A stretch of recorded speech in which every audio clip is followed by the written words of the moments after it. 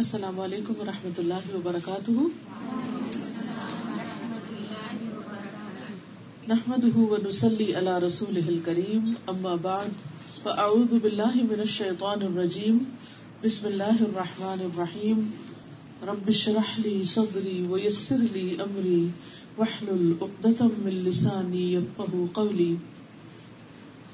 ہماری آج کی گفتگو کا عنوان ہے ریممبرنس آف اللہ، اللہ کی یاد، اللہ کا ذکر. اللہ سبحانہ تعالیٰ نے ہمیں ایک بہت خوبصورت دل دے کر پیدا کیا ہے جس میں احساسات ہیں، محبت ہے اور بہت سے جذبات ہیں. جب انسان اپنے ان جذبات کو اللہ سبحانہ تعالیٰ کے لیے خالص کر لیتا ہے تو اسے ایمان کی حلاوت نصیب ہوتی ہے، اس کو سویٹنس آف ایمان نصیب ہوتی ہے. اس کے لیے ہمیں ذکر کے بہترین طریقے بتائے گئے ہیں. آئیے صحیح مسلم کی ایک حدیث کی روشنی میں ہم اللہ کی یاد کی فضیلت کے بارے میں کچھ باتیں کریں گے. تو سب سے پہلے حدیث سنتے ہیں. ذهب أهل الدثور بالأجور عن أبي ذر رضي الله عنه أيضا أن ناسا من أصحاب رسول الله صلى الله عليه وسلم قالوا للنبي صلى الله عليه وسلم يا رسول الله ذهب أهل الدثور بالأجور يصلون كما نصلي ويصومون كما نصوم ويتصدقون بفضول أموالهم. قال أوليس قد جعل الله لكم ما تصدقون إن لكم بكل تسبيحة صدقة وكل تكبيرة صدقة وكل تحميدة صدقة وكل تهليلة صدقة وأمر بالمعروف صدقة ونهي عن منكر صدقة وفي بضع أحدكم صدقة. قالوا يا رسول الله أيأتي أحدنا شهوته ويكون له فيها أجر؟ قال أرأيتم لو وضعها في حرام أكان عليه وزر؟ فكذلك إذا وضعها في الحلال كان له أجر. ابو ذر رضی اللہ عنہ سے روایت ہے کہ رسول اللہ صلی اللہ علیہ وسلم کے ساتھیوں میں سے کچھ لوگوں نے نبی صلی اللہ علیہ وسلم سے عرض کیا، اے اللہ کے رسول، مالدار لوگ سارا ثواب لے گئے.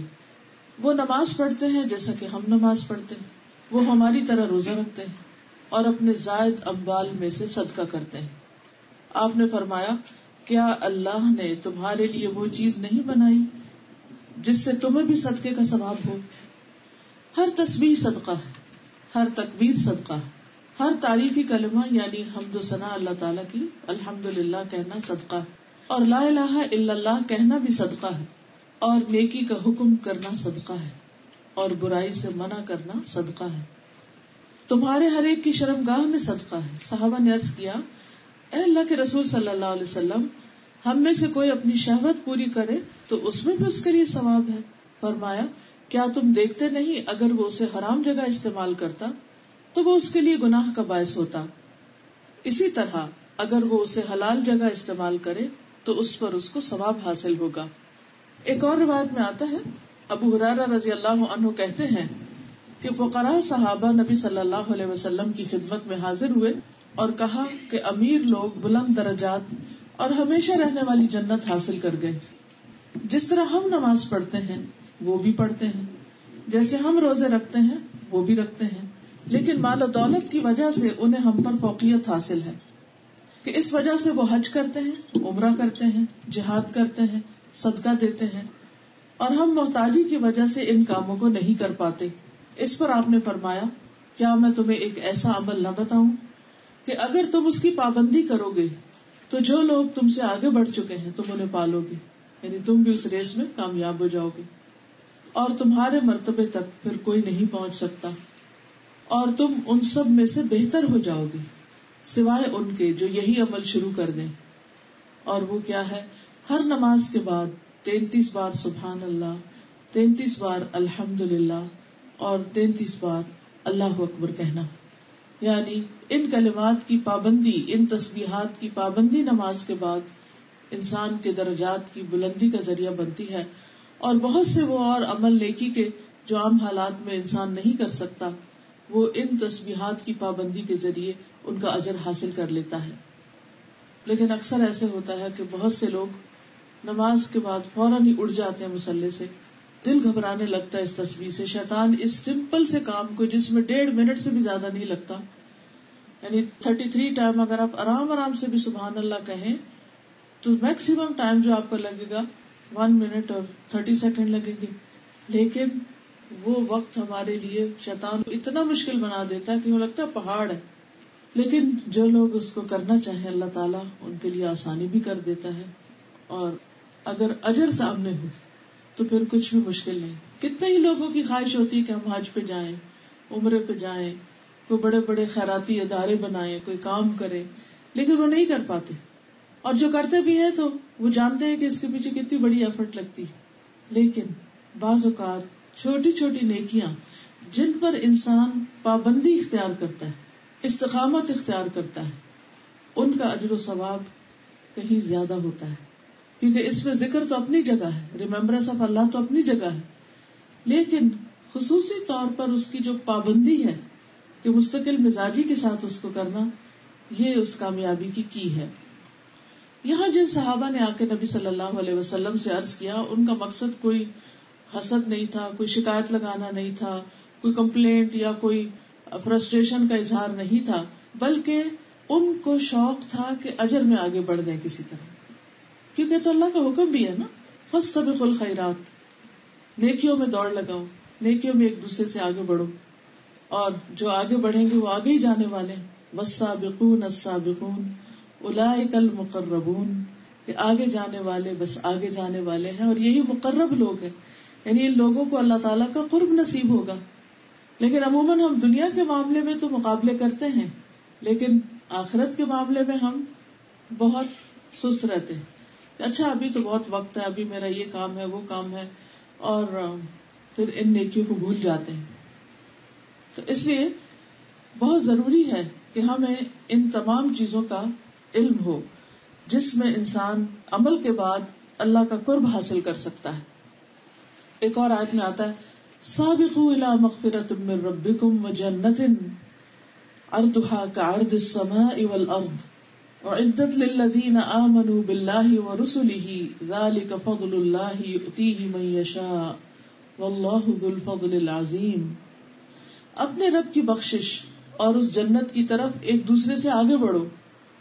یعنی اللہ تعالیٰ تمہیں بخشش کی طرف بلاتا ہے، جنت کی دعوت دیتا ہے، یعنی دوسرے لفظوں میں نیک کام کرنے کی دعوت دیتا ہے کہ آؤ یہ اچھے اچھے کام کرو تو میں تمہیں معاف کر دوں گا، میں تمہارے درجے بلند کروں گا، تمہیں جنت الفردوس عطا کروں گا. فرمایا وہ جنت جس کی چوڑائی آسمان اور زمین کی چوڑائی کی طرح، اتنا بڑا گھر ہے، وہ ان لوگوں کے لیے تیار کی گئی ہے جو اللہ اور اس کے رسولوں پر ایمان لائے. یہ اللہ کا فضل ہے، وہ اس کو دیتا ہے جسے وہ چاہتا ہے. یعنی ہر ایک کو یہ نصیب نہیں ہوتا، اور اللہ تعالیٰ بہت بڑے فضل والا ہے. اللہ سبحانہ و تعالیٰ بعض پیغمبروں کی صفت بیان کرتے ہوئے یوں ارشاد فرماتے ہیں وَزَكَرِيَّا إِذْ نَادَى رَبَّهُ رَبِّ لَا تَذَرْنِي فَرْدًا وَأَنْتَ خَيْرُ الْوَارِثِينَ فَاسْتَجَبْنَا لَهُ وَوَهَبْنَا لَهُ يَحْيَىٰ وَأَصْلَحْنَا لَهُ زَوْجَهُ إِنَّهُمْ كَانُوا يُسَارِعُونَ فِي الْخَيْرَاتِ وَيَدْعُونَنَا رَغَبًا وَرَهَبًا وَكَانُوا لَنَا خَاشِعِينَ. اور زکریا جب اس نے اپنے رب کو پکارا، اے میرے رب مجھے اکیلا نہ چھوڑ، اور تو سب وارثوں سے بہتر ہے. یعنی سب وارث چلے جائیں گے، ختم ہو جائیں گے، لیکن تیری مملکت اور تیری حکومت اس کو کوئی زوال نہیں، تو ہمیشہ باقی رہے گا. فرمایا تو ہم نے اس کی دعا قبول کر لی اور اسے یحییٰ عطا کیا اور اس کی بیوی کو اس کے لیے درست کر دیا. بے شک وہ نیکیوں میں جلدی کرتے تھے. یعنی ان کی خوبی کیا تھی کہ وہ نیکیوں میں بہت آگے بڑھتے تھے، دیر نہیں لگاتے تھے. انتظار نہیں کرتے تھے، اور ہمیں رغبت اور خوف کے ساتھ پکارتے تھے. یعنی ایک طرف اللہ سبحانہ وتعالیٰ سے ڈرتے تھے اور دوسری طرف امید بھی رکھتے تھے، اور وہ ہمارے لیے عاجزی کرنے والے تھے. یعنی جہاں اللہ کا حکم سامنے آیا وہیں جھک گئے، پھر اپنی مرضی نہیں. اب ہم بعض اوقات سوچتے ہیں کہ اچھا یہ تو انبیاء کرام تھے اور یہ نیکیوں میں آگے بڑھنے والے تھے اور یہ تو گزر چکے، آج کے دور میں کون ایسا کر سکتا ہے؟ نہیں، آج کے دور میں بھی ہو سکتا ہے، کیونکہ نبی صلی اللہ علیہ وسلم نے فرمایا میری امت کے ہر دور میں سابقون ہوں گے، ہر دور میں. تو آج کا دور خواہ کتنی ہی خرابیوں کا اور برائیوں اور فساد کا، لیکن آج بھی ایسے لوگ موجود ہیں کہ جو نیکی کے کاموں میں سستی نہیں کرتے، وہ دوڑ دوڑ کر بھاگ بھاگ کر آگے جاتے ہیں اور اپنے رب کو راضی کرتے ہیں. نماز کا معاملہ ہو یا قرآن پڑھنے کا معاملہ ہو یا دین کی باتیں سیکھنے کا معاملہ ہو یا کسی غریب کی مدد کا معاملہ ہو یا ذکر اذکار کا معاملہ ہو، وہ فوراً اللہ سبحانہ وتعالیٰ کی طرف بڑھتے ہیں. اور یہاں خاص طور پر نیکیوں میں آگے بڑھنے کے لیے صدقے کا حکم دیا گیا. صدقے سے عام طور پر ہم کیا سمجھتے ہیں؟ مال خرچ کرنا، کسی کو کھانا کھلانا یا کسی کو کپڑا دینا. لیکن صدقہ صرف کھانا کپڑا نہیں ہوتا، بلکہ اور نیکی کے کاموں کو بھی صدقہ کہا جاتا ہے. اب یہاں اس حدیث میں کیا فرمایا؟ ان بکل تسبیحۃ صدقہ، یعنی جب آپ کہیں گے سبحان اللہ تو یہ بھی صدقہ ہے، اور جب آپ اللہ اکبر کہیں گے تو صدقہ ہے، جب آپ الحمدللہ کہیں گے تو یہ بھی صدقہ ہے، جب آپ لا الہ الا اللہ کہیں گے تو یہ بھی صدقہ ہے. وَأَمْرٌ بِالْمَعْرُوفِ وَنَهْيٌ عَنِ الْمُنْكَرِ صدقہ، نیکی کا حکم دینا اور برائی سے روکنا، یعنی کسی کو اچھی بات بتانا اور کوئی غلط کر رہا ہو تو اس کو روکنا کہ بھئی یہ نہ کرو، یہ تمہارے لیے نقصان دہ ہے، یہ بھی صدقہ ہے.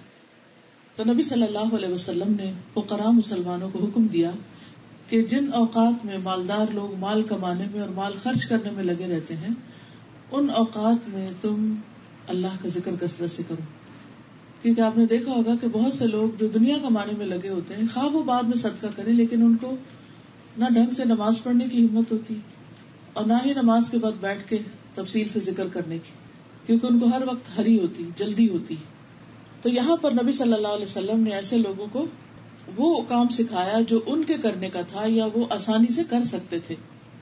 پھر آپ یہ بھی دیکھیں کہ سارا دن کرنے کی بات نہیں کی گئی، بلکہ ہر نماز کے بعد ان اذکار کی پابندی کی بات کی گئی، اور اتنا کرنا تو سب کے لیے آسان ہے.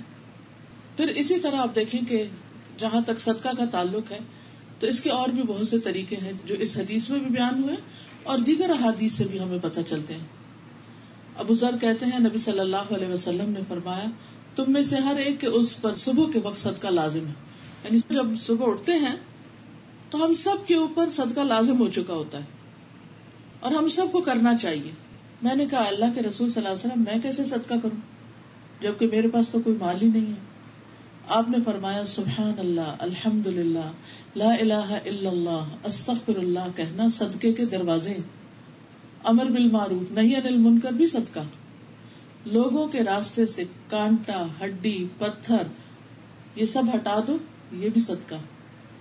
نابینا کو راستہ دکھا دو، گونگے بہرے کو بات سمجھا دو، کسی ضرورت مند کو اس جگہ کی رہنمائی کر دو جہاں سے اس کی ضرورت پوری ہو جائے، اور تمہیں اس کا علم ہو تو تم اس کو بتا دو کہ کپڑا فلاں جگہ ملتا ہے، کھانا فلاں جگہ ملتا ہے، گھر فلاں جگہ سے رنٹ کر سکتے ہو. تو صرف رہنمائی کرنا، لوگوں کو بتاتے رہنا، ان کو فیسیلیٹیٹ کرنا، یہ بھی صدقہ. اپنی پنڈلیوں سے دوڑ کر کسی مظلوم اور فریاد رس کی مدد کرو، اپنے ہاتھوں کی طاقت سے کسی کمزور کو بلند کر دو، یعنی نیچے کو کھڑا اس کو اونچا کر دو. جیسے بچے ہوتے ہیں بعض اوقات ان کو کوئی چیز دکھانی ہوتی ہے. یہ سب تمہاری طرف سے اپنی ذات پہ صدقے کے دروازے، کیونکہ انسان اللہ سبحانہ تعالیٰ کے دیے ہوئے جتنے بھی اس کے پاس وسائل ہیں ان کو جب اللہ کی اطاعت میں، اللہ کی فرما برداری میں، بندوں کی مدد میں استعمال کرتا ہے تو یہ سب وہ اپنی جان کے لیے کرتا ہے، اس کا فائدہ خود اس کو ہوتا ہے. نبی صلی اللہ علیہ وسلم نے فرمایا ہر مسلمان پہ صدقہ واجب ہے. لوگوں نے عرض کیا اللہ کے نبی صلی اللہ علیہ وسلم جس کے پاس مال نہ ہو وہ کیا کرے؟ فرمایا اپنے ہاتھ سے کام کرے، یعنی کچھ کام کرے، خود بھی نفع اٹھائے، خیرات بھی کرے. لوگوں نے کہا اگر یہ بھی نہ ہو سکے، یعنی کوئی بیمار ہے، معذور ہے، نہیں کر سکتا، آپ نے فرمایا حاجت مند مظلوم کی مدد کرے. لوگوں نے کہا اگر اس کی بھی طاقت نہ ہو؟ فرمایا اچھی باتوں پر عمل کرے, برائیوں سے رکے رہے, یہ بھی اس کے لیے صدقہ ہے. اسی طرح ایک اور روایت میں آتا ہے, ابو ذر کہتے ہیں میں نے کہا اے اللہ کے رسول صلی اللہ علیہ وسلم, کون سی چیز بندے کو آگ سے نجات دلاتی ہے؟ کون سی چیز انسان کو آگ سے بچاتی ہے؟ ہم سب چاہتے ہیں نا کہ جہنم کی آگ سے بچ جائیں. آپ نے فرمایا ایک اللہ پر ایمان لانا. میں نے کہا اللہ کے نبی کیا ایمان کے ساتھ عمل بھی ضروری ہے؟ آپ نے فرمایا اللہ نے اسے جو رزق عطا کیا ہے اس میں سے خرچ کرے. میں نے کہا اللہ کے رسول صلی اللہ علیہ وسلم اگر وہ فقیر ہو اور اس کو دینے کی اس کے پاس کوئی چیز نہ ہو؟ فرمایا پھر وہ نیکی کا حکم دے دے, یعنی مال نہیں دے سکتا تو اچھی بات دے دے اور برائی سے روکے. میں نے کہا اگر وہ اس سے بھی عاجز ہو, یعنی اس کو کوئی جھجک ہے, اس کو علم ہی نہیں, وہ اس کی کوئی سنتا ہی نہیں, اگر وہ اس کی کوئی طاقت نہ رکھتا ہو؟ فرمایا کسی بے ہنر کو کوئی ہنر سکھا دے, کوئی اسکل سکھا دے, کسی کو آٹا گوندنا سکھا دے, روٹی بنانا سکھا دے, ہانڈی بنانی سکھا دے, چھوٹی چھوٹی چیزیں جو ہر بندے کی ضرورت ہے. کپڑے دھونے سکھا دے, استری کرنا سکھا دے, گھر صفائی کرنا سکھا دے. اسی طرح باقی چیزوں میں کوئی کمپیوٹر پہ کام کرنا سکھا دے, کوئی مشینیں لگانا چلانا سکھا دے.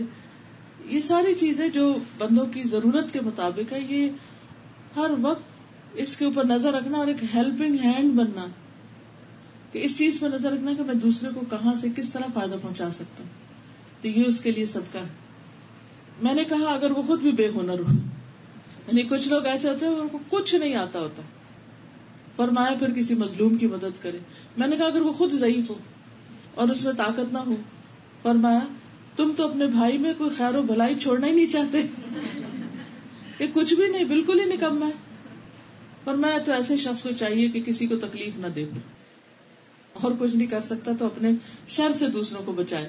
میں نے کہا اللہ کے نبی صلی اللہ علیہ وسلم جب کوئی شخص یہ عمل کرے گا تو کیا وہ جنت میں جائے گا؟ آپ نے فرمایا جو مسلمان بھی ان خصلتوں میں سے کسی خصلت پر عمل کرے گا تو وہ خصلت اس کا ہاتھ پکڑے رکھے گی یہاں تک کہ جنت میں داخل کر دے.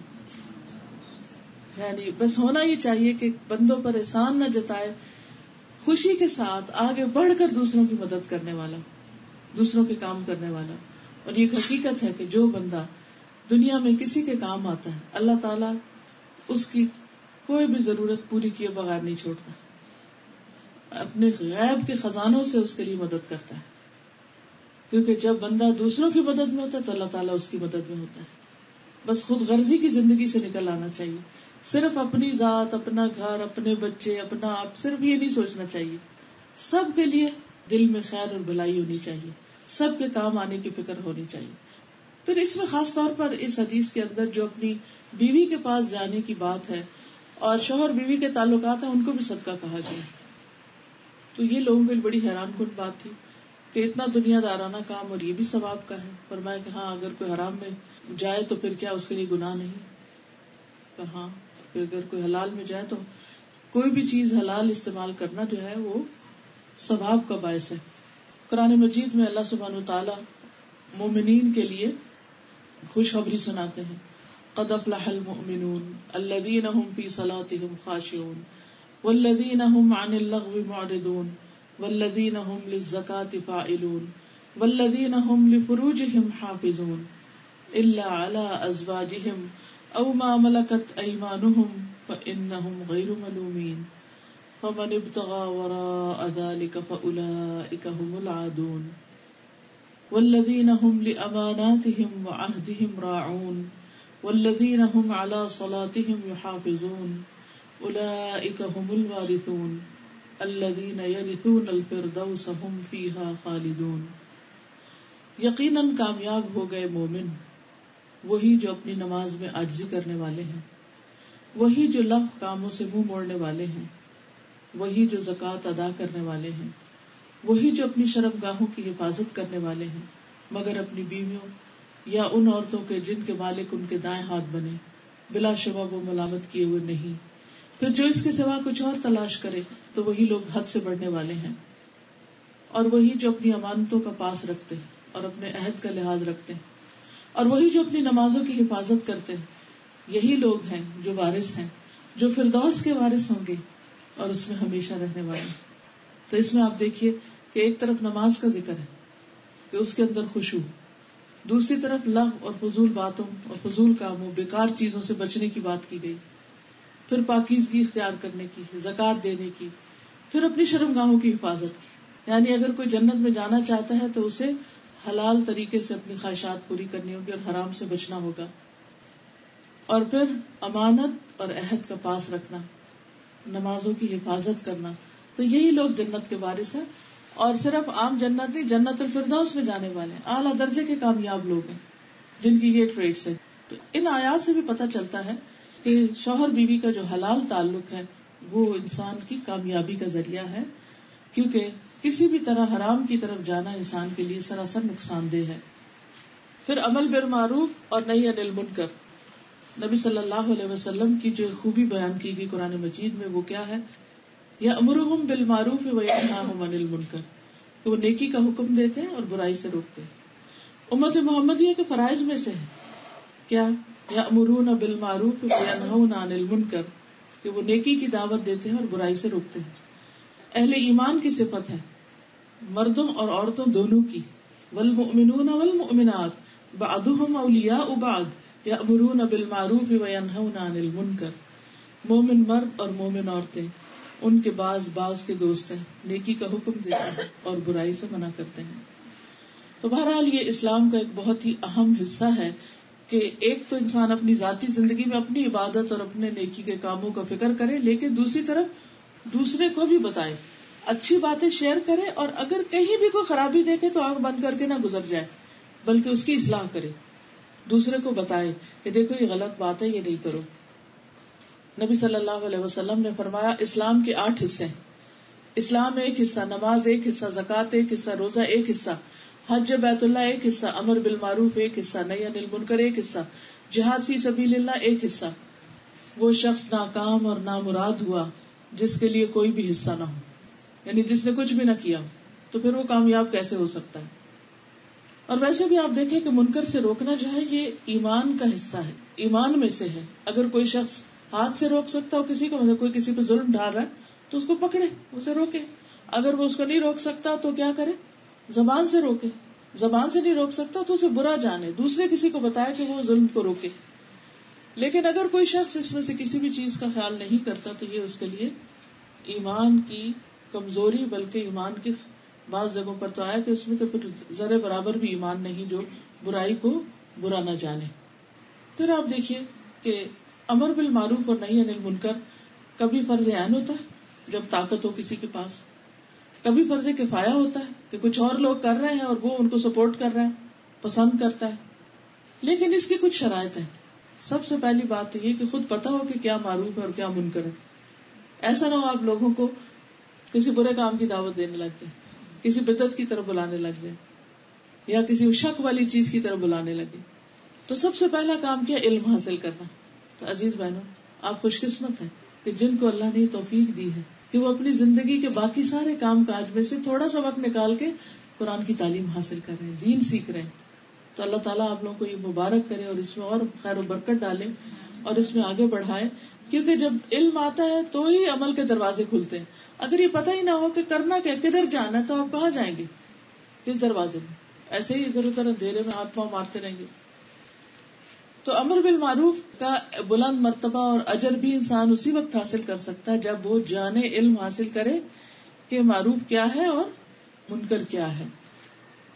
پھر اسی طرح آپ دیکھیں کہ جس چیز کا حکم دیا جا رہا ہے اس کے بارے میں یقینی علم حاصل کر کے اس کو میک شور کرے کہ ہاں یہ بالکل ٹھیک بات بتا رہا ہوں. بعض اوقات آپ کے ذہن میں کچھ باتیں ہوتی ہیں، یادداشت میں ہوتی ہیں، کبھی انسان کو کچھ یاد ہوتا ہے، کبھی نہیں یاد ہوتا، تو وہ آدھی کچھ بات کو آدھی کچھ ادھر سے ادھر ملا لی، تو یہ بھی طریقہ ٹھیک نہیں. اس کے لیے بہتر کیا ہے کہ انسان لکھی ہوئی چیز اپنے پاس رکھے، دوسرے کو خود پڑھ کے سنا دے یا پڑھنے کے لیے دے دے، اس کو کسی بھی طرح بتا دے، تو اس سے بھی یہ فریضہ ادا ہو جائے گا. عبداللہ ابن عمرو ابن العاص کہتے ہیں کہ مجھ سے رسول اللہ صلی اللہ علیہ وسلم نے فرمایا، عبداللہ کیا یہ خبر صحیح ہے کہ تم دن میں روزہ رکھتے ہو، ساری رات نماز پڑھتے ہو؟ میں نے عرض کیا صحیح ہے یا رسول اللہ. آپ نے فرمایا ایسا نہ کرو، روزہ بھی رکھو اور روزے کے بغیر بھی رہو، نماز بھی پڑھو اور سویا بھی کرو، کیونکہ تمہارے جسم کا بھی تم پر حق ہے، آنکھوں کا بھی حق ہے، بیوی کا بھی حق ہے، اور تم سے ملاقات کرنے والوں کا بھی تم پر حق ہے. تو اس لیے اپنے آپ کو صرف ایک ہی نیکی میں نہ تھکاتے رہو، بلکہ آرام کرو تاکہ دوسرے کام بھی کر سکو. تو یہ بھی ایک امر بالمعروف اور نہی عن المنکر کا ایک طریقہ ہے، کیونکہ نہی عن المنکر اس میں کیا ہے کہ دوسروں کے حقوق نہ دینا. تو امر بالمعروف کیا ہے کہ اس حد تک نیکی کرنا کہ جس سے باقی نیکیاں ختم نہ ہو جائیں، اعتدال کی راہ اختیار کرنا. پھر اسی طرح برائی سے روکنے کی بھی کچھ شرائط ہیں. سب سے پہلی بات یہ کہ آپ کو شرعی دلیل سے معلوم ہو کہ برائی ہے. یہ نہ ہو کہ نہیں ہمارے ماں باپ اس کو بہت برا سمجھتے ہیں یا میرا دل کہتا ہے کہ یہ تو برائی ہے. نہیں، آپ کا دل یا ماں باپ کا کہنا جو ہے نا وہ کام نہیں آئے گا جب تک کہ قرآن و سنت کی دلیل نہ ہو اس کو برا کہنے پہ. کیونکہ بعض اوقات ہم بلا وجہ دوسروں پہ تنقید شروع کر دیتے ہیں بغیر علم کے. ہم کسی کو کوئی کام کرتے ہوئے دیکھتے ہیں تو ہم کہتے ہیں وہ یہ تو بڑا غلط کر رہا ہے، حالانکہ وہ صحیح ہوتا ہے اور آپ غلط ہوتے ہیں. لا علمی کی وجہ سے آپ اس کو صحیح کو غلط قرار دے رہے ہوتے ہیں. تو اس لیے جب بھی آپ کسی کو برائی سے روکنا چاہیں تو ضروری ہے کہ آپ پہلے خود معلوم کر لیں کہ واقعی یہ منکر ہے. لیکن اس کے لیے اس کا جو سورس ہے وہ آپ کا ذوق اور شوق اور عادت اور خیال اور عقل یہ نہ ہو. کیونکہ آپ کی سوچ سے کہ یہ گناہ ہو سکتا ہے وہ چیز گناہ نہیں بنتی جب تک کہ اللہ تعالیٰ اس کو یا اس کے رسول صلی اللہ علیہ وسلم اس کو گناہ نہ بتائیں. ابن مسعود نے ابی ابن کعب سے قرآن کی آیت کے بارے میں پوچھا جبکہ اللہ کے نبی صلی اللہ علیہ وسلم جمعہ کا خطبہ دے رہے تھے. تو ابی ابن کعب نے جواب نہیں دیا. جب نماز مکمل ہو گئی تو ابی ابن کعب نے ابن مسعود سے کہا کہ تمہارا جمعہ نہیں ہوا. ابن مسعود نے نبی صلی اللہ علیہ وسلم سے پوچھا تو آپ نے کہا کہ اس نے سچ کہا. کیا وجہ تھی؟ کیونکہ وہ خطبے میں بول رہے تھے. پھر اسی طرح باقی چیزیں بھی، کسی کو ڈانٹ ڈپٹ کرنے سے پہلے، کسی کو سرزنش کرنے سے پہلے، کسی کے بارے میں دل میں برا خیال لانے سے پہلے یہ سوچ لیں، پتہ کر لیں، اس سے پوچھ لیں بھائی تم یہ کیوں کر رہے ہو. کیونکہ بعض اوقات ہم ایک طرف سے ایک چیز دیکھتے ہیں نا تو ہمیں نہیں پتا ہوتا کہ وہ دوسرا کیوں وہ کام کر رہا ہے. مثلا اگر آپ دیکھیں کہ کوئی شخص چھت پہ کھڑا ہے اور وہ دیوار کی طرف جا رہا ہے ایج کی طرف جا رہا ہے تو آپ کے ذہن میں شیطان خیال ڈالے کہ دیکھو یہ تو خودکشی کرنے جا رہا ہے اور آپ شور مچا دیں وہ خودکشی کرنے جا رہا ہے، حالانکہ وہ ویسے ہی نیچے سین دیکھنے جا رہا تھا. اسی طرح بعض اوقات ہم اپنے وہم و گمان سے کام لے لیتے ہیں. خود ہی سیلف میڈ سٹوریاں ہوتی ہیں ہماری کسی چیز کو اچھا یا برا کہنے کی. تو اس سے پہلے کہ ہم کسی کو کچھ کہیں پہلے پوچھو بھی کیوں کر رہے ہو. مثلا کوئی رات کو جاگ رہا ہے تو ہم یہ کہ ہاں اس سے تو کوئی ضروری کوئی ایسا غلط کام کرنا ہے، پہلے پوچھے کہ کیوں جاگ رہا ہے. ہو سکتا ہے کہ تکلیف ہو، بیماری ہو، یا اس نے کہیں جانا ہو تو اس وجہ سے جاگ رہا ہو. ابو ذر کہتے ہیں ایک دفعہ میں نے ایک شخص کو گالی دی تو اس نے نبی صلی اللہ علیہ وسلم سے میری شکایت کر دی. نبی صلی اللہ علیہ وسلم نے مجھ سے پوچھا کیا تم نے اسے ماں کی یاد دلائی تھی؟ میں نے کہا جی ہاں. پھر آپ نے فرمایا تمہارے غلام بھی تمہارے بھائی ہیں، اگرچہ اللہ تعالیٰ نے انہیں تمہاری ماتحتی میں رکھا ہے، اس لیے جس کا کوئی بھائی اس کے قبضے میں ہو، جس کا بھی کوئی بھائی اپنے بھائی کے قبضے میں ہو، اسے چاہیے کہ اسے وہی کھلائے جو وہ خود کھاتا ہے، وہی پہنائے جو خود پہنتا ہے، اور ان پر ان کی طاقت سے زیادہ بوجھ نہ ڈالے، لیکن اگر بوجھ ڈالے تو خود بھی اس کی مدد کرے. تو اس میں آپ دیکھیے کہ نبی صلی اللہ علیہ وسلم نے جس کی شکایت آئی تھی پہلے اسے کنفرم کیا کہ واقعی ایسے ہوا تھا، تمہاری کمپلینٹ آئی ہے، اور جب وہ ثابت ہو گئی بات تو پھر ایکشن لیا، پھر سمجھایا. یہ نہیں کہ آپ ون سائیڈڈ اسٹوری سن کے اور آپ اس شخص کو برا بھلا کہنا شروع کر دیں. اکثر یہی ہوتا ہے نا، خاندان میں بیٹھے ہوتے ہیں، ایک شخص کو دوسرے سے کوئی کمپلینٹ ہوتی ہے، وہ کہتا ہے اس نے میرے ساتھ بڑی زیادتی کی اور بہت ساری اسٹوری سنا کے آپ کی ہمدردی لے لیتا ہے، حالانکہ آپ کو نہیں پتا کہ حقیقت کیا ہے. تو اگر آپ نے واقعی کوئی ایکشن لینا تو اس سے پہلے آپ کو دوسری طرف کے بھی حالات معلوم کرنے ہوں گے. ادروائز جو سامنے والا ہے اسی کو سمجھانے پر اکتفا کر لینا چاہیے. پھر اسی طرح جب برائی سے منع کرنا ہو تو حالات کا بھی جائزہ لیں. یہ نہ ہو کہ وہ برائی پہلے سے بھی بڑی ہو جائے، کیونکہ جب آپ کوئی گندگی اٹھانے لگتے ہیں تو اس طرح اٹھاتے ہیں کہ وہ پھیلے نہ، ادھر ادھر نہ گرتی جائے. تو اس میں 4 چیزیں ہیں. نمبر 1 وہ برائی مکمل طور پہ مٹ جائے.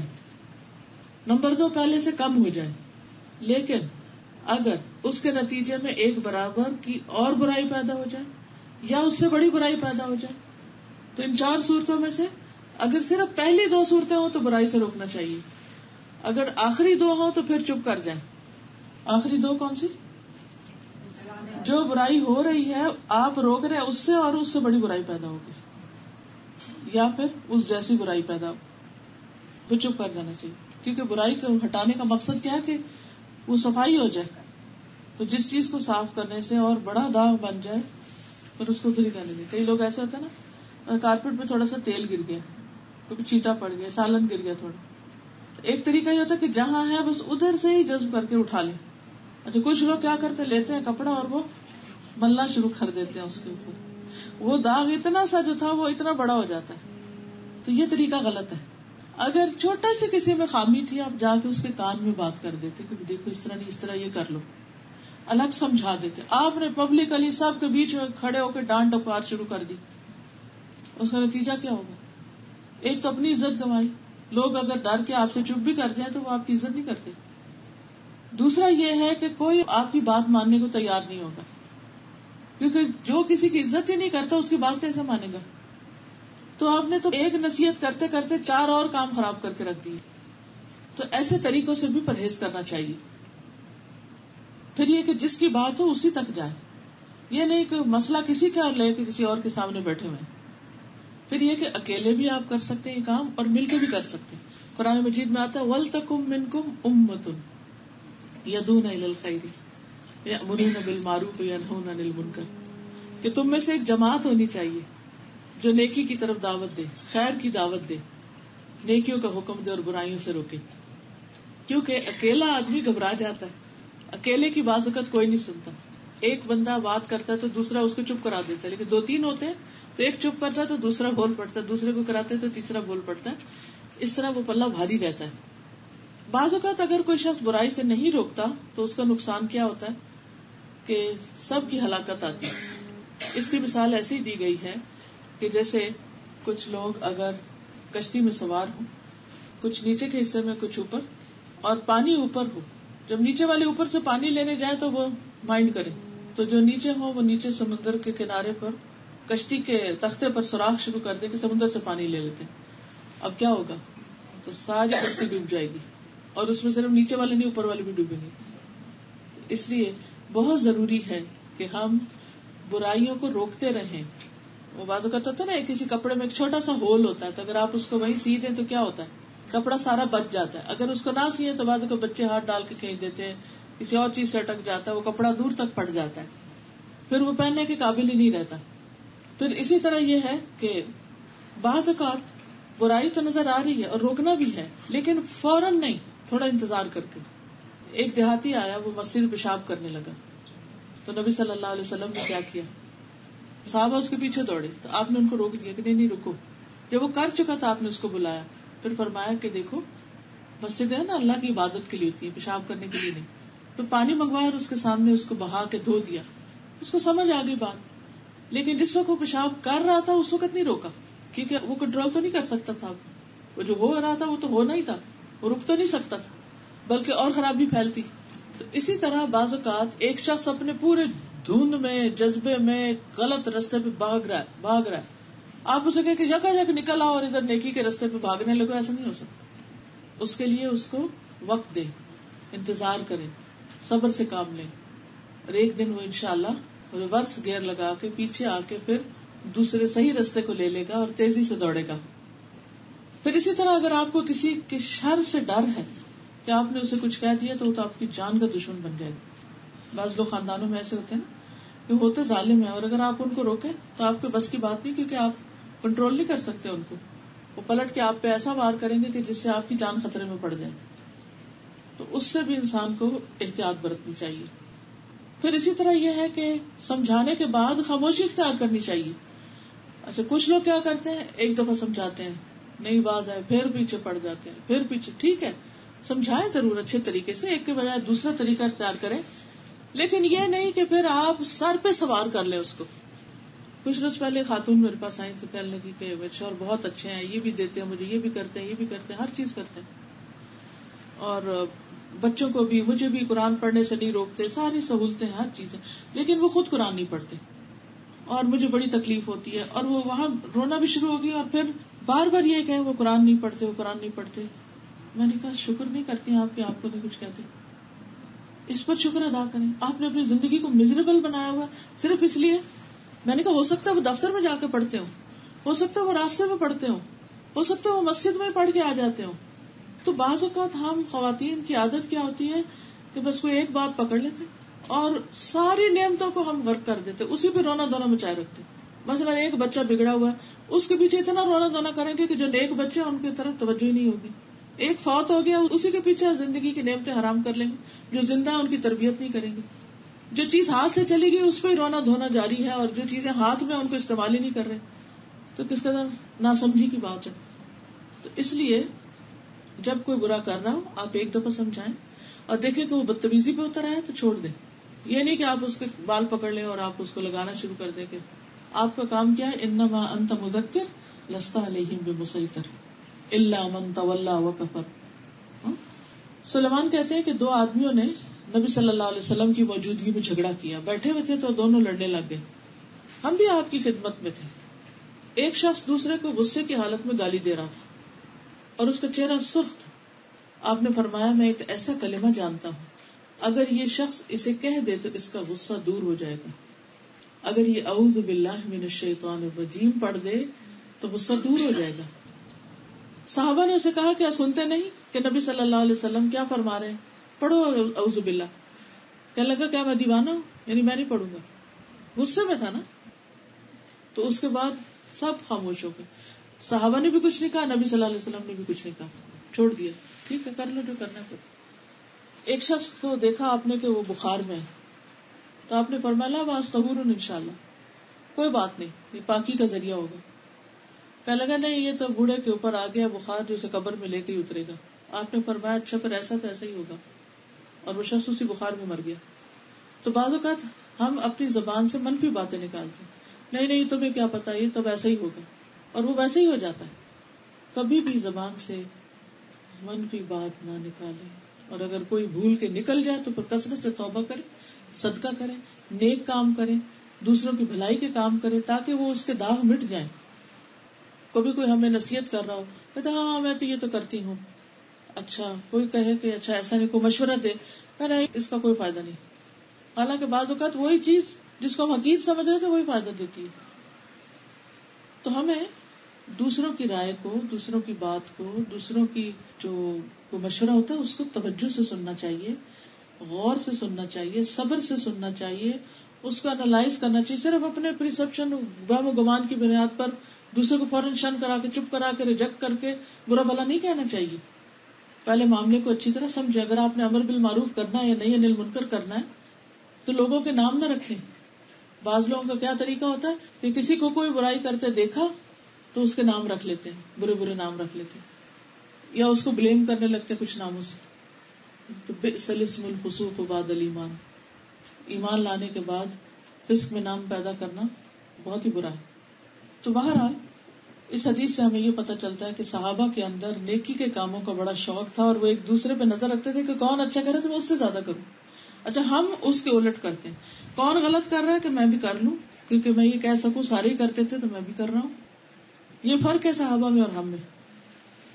دوسری بات یہ ہے کہ نبی صلی اللہ علیہ وسلم کسی کا دل نہیں توڑتے تھے کہ نہیں یہ نہیں ہو سکتا, اب تمہارے پاس مال نہیں تو تم کرو گے کیا, اور ٹھیک ہے تم بھی مال کماؤ اور پھر صدقہ کرنا. نبی صلی اللہ علیہ وسلم لوگوں کو مختلف آپشنز دیتے تھے, کیونکہ ہر شخص ہر کام نہیں کر سکتا. ایک آپشن دی, اس نے کہا یہ نہیں ہو سکتا, دوسری دی, تیسری دی. پھر اسی طرح بعض نیکیاں مال سے کمائی جاتی ہیں, بعض نیکیاں بدن سے کمائی جاتی ہیں. اگر مال نہیں ہے تو بدن سے نیکیاں کرو, زبان سے نیکی کرو, ذکر کر کے, ہاتھ سے نیکی کرو, عقل سے کرو, لیکن نیکی میں نہیں پیچھے رہو. ہم کیا کرتے ہیں, ایک چیز اگر نہیں ہمارے پاس تو اسی کا وچار کرتے رہتے ہیں. اگر میرے پاس ہوتا تو میں بھی یہ کرتا, میرے پاس اتنا علم ہوتا تو پھر دیکھیں میں کیا کرتا, میرے پاس یہ مال ہوتا تو میں ایسا رہ سکتا. اور کئی دفعہ اللہ تعالیٰ وہ دے بھی دیتا ہے اور پھر بھی ہماری عادتیں نہیں بدلتی. پھر آپ دیکھیے کہ صحابہ کسی سے حسد نہیں کرتے تھے, بلکہ جو اچھا کر رہا ہوتا تھا اس کے عمل کو کاپی کرنے کی کوشش کرتے کہ وہ اچھا کرے, یہ نہیں کہ اچھا وہ نہ ہی کرے. پھر یہ کہ نبی صلی اللہ علیہ وسلم نے فقراء کے لیے کئی دروازے کھولے. پھر اسی طرح کچھ صدقات واجب ہوتے ہیں اور کچھ صدقات غیر واجب ہوتے ہیں. پھر یہ کہ ہماری جان کا بھی صدقہ ہوتا ہے. ایک اور حدیث سے ہمیں پتہ چلتا ہے کہ ہر جوڑ پہ صدقہ واجب ہے, اور اگر کوئی نہ کر سکے یہ سبحان اللہ, الحمدللہ, یہ ساری تسبیحات وغیرہ, تو پھر 2 نفل اشراق کے وہ سارے بدن کا صدقہ ہو جائے گا، ان سب کو کافی ہو جائے گا. اس سے ایک اور بات یہ بھی پتہ چلتی کہ صحابہ کرام کو جب کسی بات کی سمجھ نہیں آتی تھی وہ آ کے پوچھتے تھے. اچھا ہمیں کیا ہوتا ہے کوئی بات نہیں پتا تو کنفیوژن میں ہی زندگی بسر کرتے رہتے ہیں، کسی سے پوچھتے ہی نہیں ہیں، تو اور غلط کر کے اپنے اچھے اعمال کے بجائے برے اعمال نامے کو بڑھا لیتے ہیں. تو شک میں نہیں رہنا چاہیے کبھی، جس بات کا نہ پتا ہو کسی علم والے سے پوچھ لینا چاہیے، خود ریسرچ کر لینی چاہیے، دوسروں سے پوچھ لینا چاہیے. ایک اور بات یہ پتہ چلتی کہ نبی صلی اللہ علیہ وسلم مثالوں سے بات سمجھاتے تھے، جیسے کشتی کی مثال ہے، جیسے اور مثالیں آپ نے دی ہیں. تو اللہ تعالیٰ سے دعا ہے کہ وہ ہمیں عمل کی توفیق عطا فرمائے. وآخر دعوانا ان الحمد للہ رب العالمین. سبحانک اللہم وبحمدک اشہد ان لا الہ الا انت استغفرک واتوب الیک.